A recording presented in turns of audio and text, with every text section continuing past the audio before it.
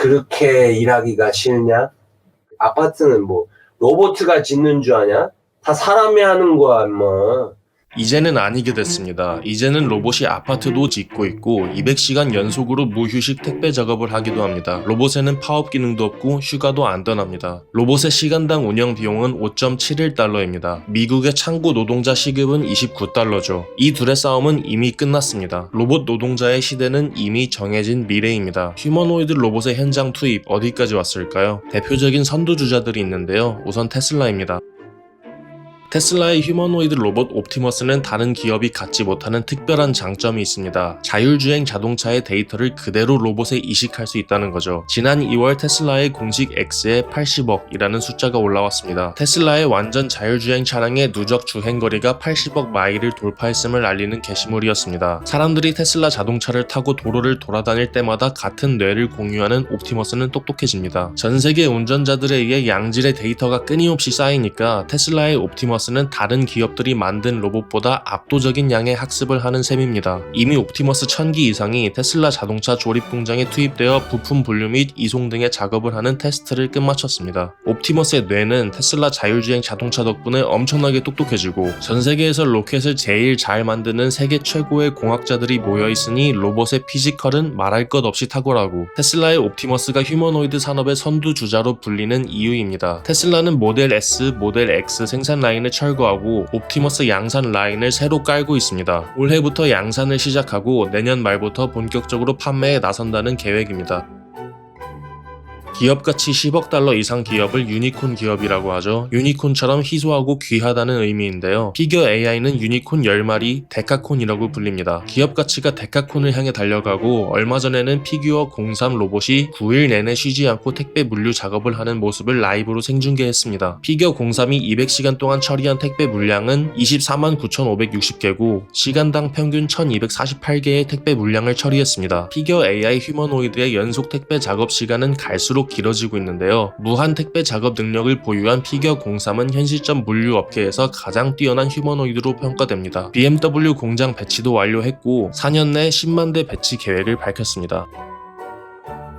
보스턴 다이나믹스는 미국의 로봇 기업입니다. CES 2026에서 옵티머스 피겨 시리즈 다 제치고 베스트 로봇상을 받은 아틀라스를 만든 곳이죠. 보스턴 다이나믹스는 다른 휴머노이드 경쟁사들이 갖지 못한 것이 하나 있습니다. 바로 현대자동차 그룹입니다. 현대차는 보스턴 다이나믹스를 2021년 8억 8천만 달러에 인수했고 정의선 회장이 개인 자산 2,400억 원을 투입했다는 얘기가 들리면서 화제가 됐었습니다. 현대차는 단순한 재무 투자자가 아닙니다. 역할 분담이 구체적입니다. 현대모비스는 아틀라스에 들어가는 정밀 구동 장치를 직접 개발하고 공급합니다. 현대글로비스는 물류 최적화와 공급망 관리를 맡고 있습니다. 현대차와 기아는 제조 인프라, 공정 제어, 생산 데이터를 제공합니다. 한마디로 자동차 그룹의 전체 역량이 로봇 한 대에 집결된 구조입니다. 그리고 현대차 공장에서 아틀라스가 이미 테스트되고 있고 2028년부터는 실제 조립 라인에 투입될 계획입니다. 얼마 전 젠슨 황이 한국에 왔죠. 이번 방안에서 피지컬 AI 협력의 중요성을 특히 강조했습니다. 기존의 생성형 AI가 텍스트나 이미지를 다루는 디지털 공간의 기술이라면 피지컬 AI는 실제 세계에서 움직이고 반응하는 AI를 말합니다. 제조업 강국인 한국이 세계 시장에서 주도권을 확보할 경쟁력이 있기 때문에 젠슨 황도 한국을 중요하게 생각하는 겁니다. 젠슨 황은 특히 현대차를 제조 역량과 AI 결합에 있어 강점이 있는 기업이라고 평가하면서 현대차 그룹과의 협업 중요성을 강조하기도 했죠. 젠슨 황도 로봇 산업의 사활을 거는 지금 완성차 제조 기업을 넘어 로보틱스 기업으로 진화하고 있는 현대차 그룹에 투자하고 싶다는 생각이 드는데요. 이 흐름에 딱 맞는 ETF가 있습니다. 바로 코덱스 현대차 로보틱스 밸류체인 탑3 플러스 ETF입니다. 자율주행, 로봇, 배터리 기술을 동시에 보유한 기업이 전 세계에서 테슬라와 현대차 그룹뿐이라는 분석과 함께 글로벌 휴머노이드 기업 등급 분류에서는 테슬라와 함께 유일한 1티어로 분류됩니다. 그럼에도 불구하고 여전히 현대차 주가는 자동차 회사 기준으로 평가받고 있습니다. 향후 현대차가 로봇 기업으로 다시 제대로 평가받는다면 그만큼 평가가 올라갈 걸 기대할 수 있습니다. 현대차 그룹의 글로벌 로봇 산업 내 위상은 점점 더 커지고 있습니다. 다만 현대차 한 종목에 투자하는 것과 로봇 밸류체인 전체를 함께 담는 것은 다릅니다. 로봇이 한 대 팔릴 때마다 데이터를 쌓는 기업, 핵심 부품을 공급하는 기업, 물류와 제조 인프라를 담당하는 기업들이 함께 움직입니다. 코덱스 현대차 로보틱스 밸류체인 탑3 플러스 ETF는 현대차, 기아, 현대모비스 세 종목의 전체 비중의 75% 이상을 집중 투자합니다. 이 세 기업은 로봇 생태계의 핵심 밸류체인으로 로봇 산업 산업이 성장하면 다 같이 직접적으로 수혜를 받을 것으로 기대됩니다. 로봇 산업의 성장 가능성을 보고 투자를 고려하고 계신다면 코덱스 현대차 로보틱스 밸류체인 탑3 플러스 ETF를 통해 그 흐름의 전망을 살펴보시는 것도 좋겠습니다.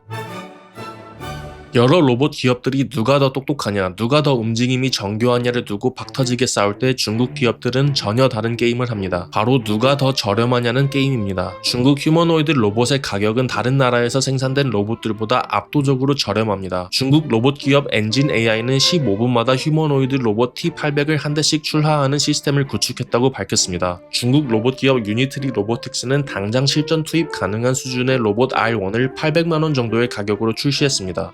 중국은 올해 휴머노이드 로봇 10만 대를 양산하겠다는 계획을 발표했습니다. 로봇도 결국 상품이기 때문에 가성비가 중요합니다. 앞서 2010년대 드론 시장에서도 비슷한 일이 있었습니다. 드론 시장 초창기에 미국과 유럽이 앞선 기술력으로 드론 시장을 선도하고 있었는데요. 중국의 DJI가 가격을 절반 이하로 낮추면서 전세계 드론 시장의 70%를 장악했습니다. 드론 시장에서 발생한 일이 휴머노이드 로봇 시장에서도 똑같이 발생할 수도 있습니다.